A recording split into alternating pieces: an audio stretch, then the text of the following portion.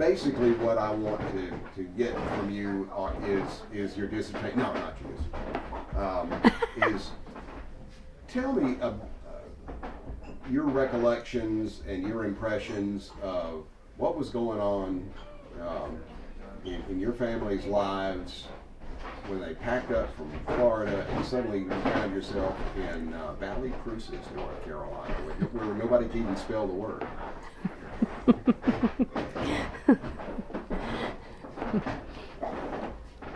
Ooh, okay. Let's talk about that. About 40 years ago, I wonder if I shouldn't put a tag on time. In 1979. Okay. In 1979, on a family visit to North Carolina, my parents ran across the Mass General Store, and it had been closed. They'd visited a few years earlier and fell in love with it. They, at that point, decided that maybe they should save the store, and they decided to sell everything and move our family to Valley Cruces, North Carolina, and reopen the Mass General Store. And it was terrifying to move out of a neighborhood in Florida and into the mountains of North Carolina and live on top of the store when they reopened it in April of 1980. So how old were you then? They reopened it in June, so we may have to edit and do this. Okay. Sorry. That's fine. I turned 11 the month that we moved up here and made Valley Cruces our home permanently. What were your thoughts? I mean, this had to have been somewhere between crazy and bizarre. I felt like my parents had lost their minds when they took a big leap of faith and risk, and they wanted to get out of the rat race, and they came and found a wonderful community, and they wanted to join it and be a part of it and be shopkeepers. Wow. But it wasn't just John and Faye who were laboring here, right? They brought some help with them.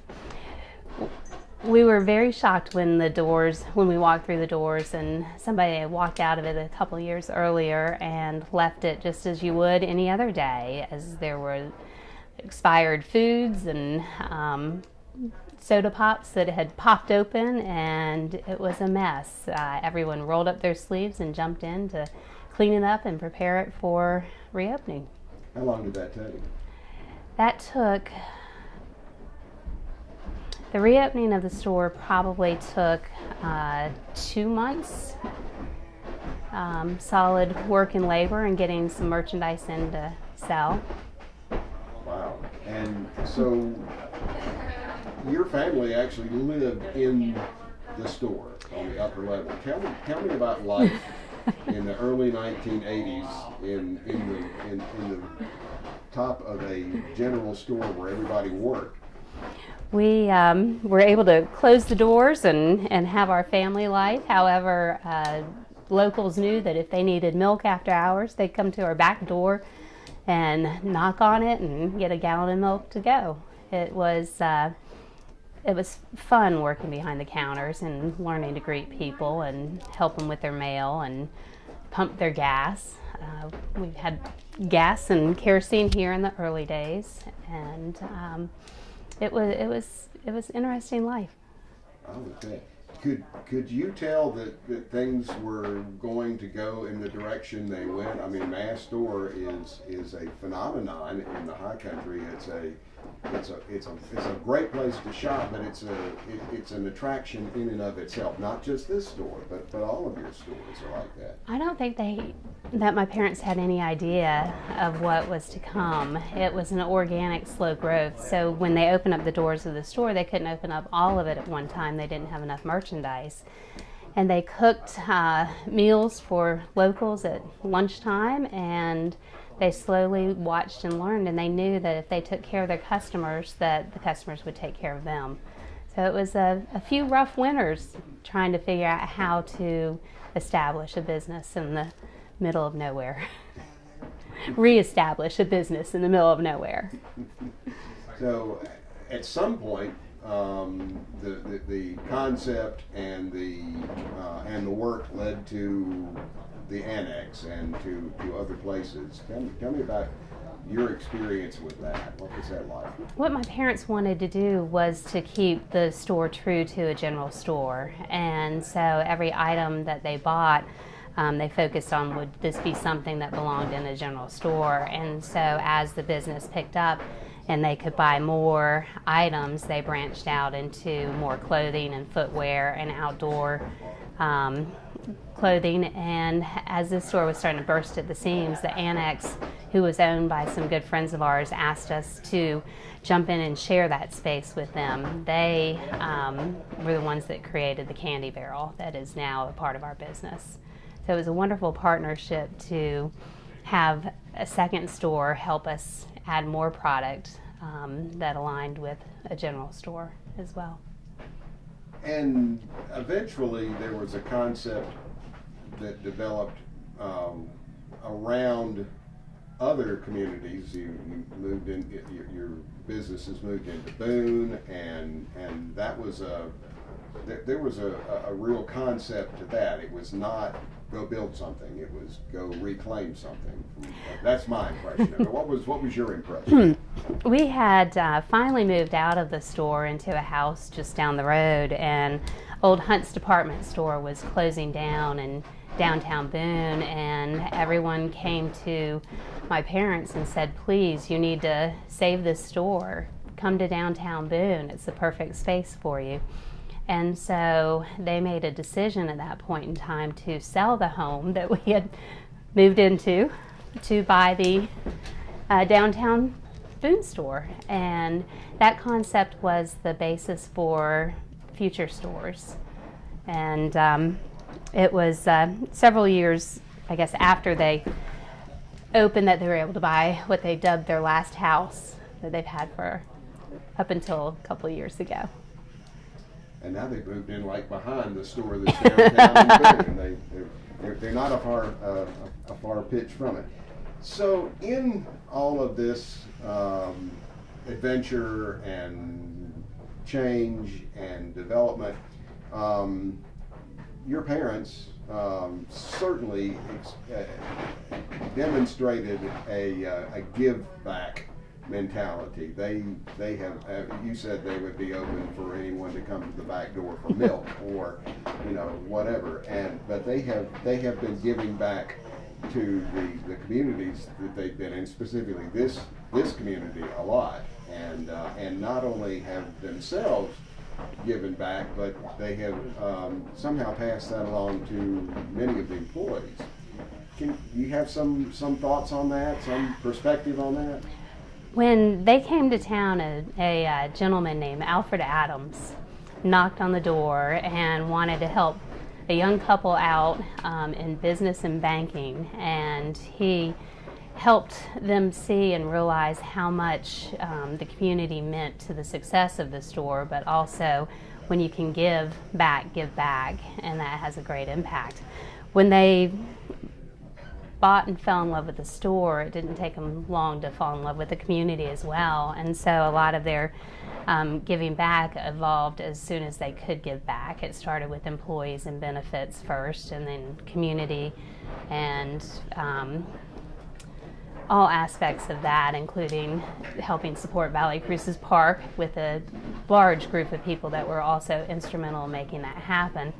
And they just knew that it was the right thing to do, to give back to the community and be a part of the family. And somehow they have discovered that an affinity for the United Way, because they have been, very, very good, strong supporters of that in the community. Any thoughts on where that came from or how that evolved?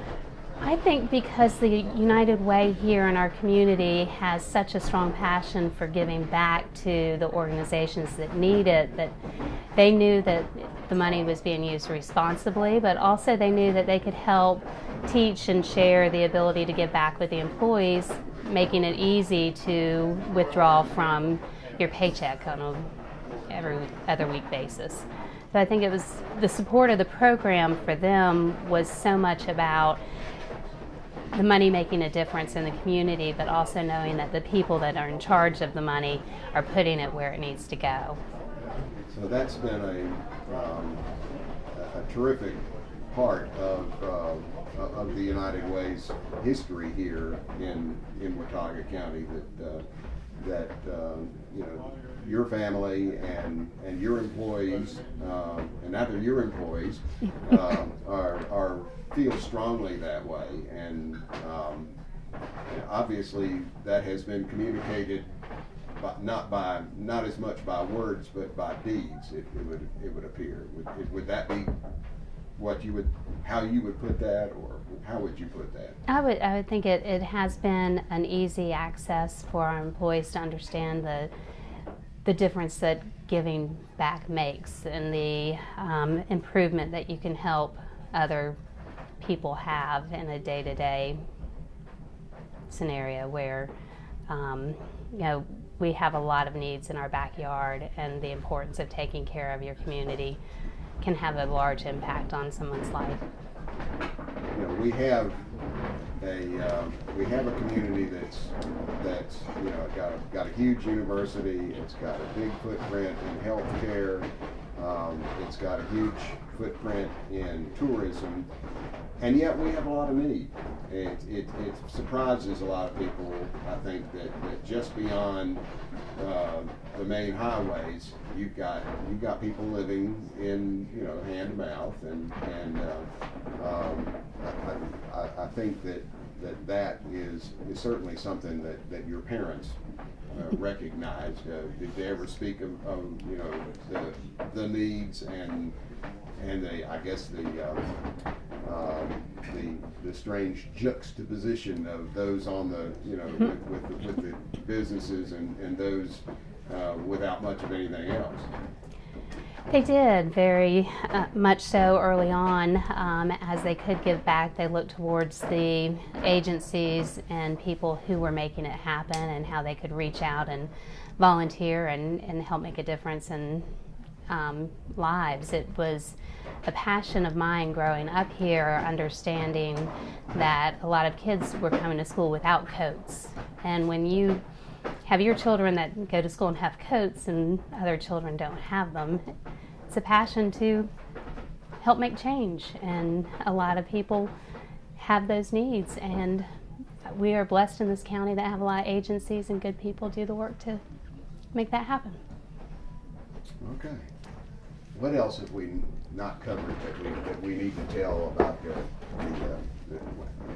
the one place I will go is beyond that, is that your parents certainly instilled that in you, and you see you see that continuing, you know, with the Mast store under your tutelage.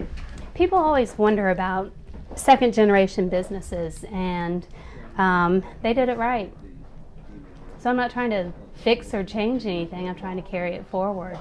And that's, people ask me, what direction are you going? I said, you can look at where we've been, and we're going to try to keep going in that direction, because there's nothing wrong with it. And not only that, this year I've had the ability to up some of the things that we've done in the stores to have greater impact, and I've been very proud to be able to maintain and carry forward what they have shown me in guidance and life examples.